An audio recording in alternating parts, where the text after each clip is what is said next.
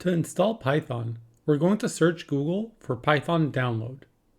We're going to click on the first non-sponsored link. Then the website should automatically detect your operating system, and the yellow download button should offer the proper installer for you. In case it doesn't, you can always scroll down and find the relevant installer for your operating system.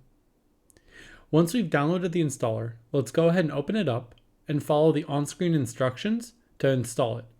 If we want to check that it was properly installed, on a Mac, we're going to open up the Spotlight with Command Space. We're going to search for terminal and open it up. Then we're going to type Python --version. If we get a response like this, Python with a version after it, it means that we successfully installed it. For Linux users, we do the exact same thing. For Windows users, we're going to search for CMD in the Windows search bar and type Python 3.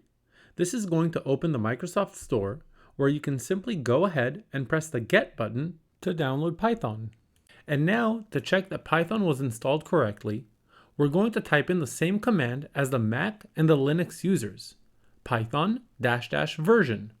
If we get the same response or something similar, we know that Python was installed successfully. In Windows, you may need to restart your computer before doing this.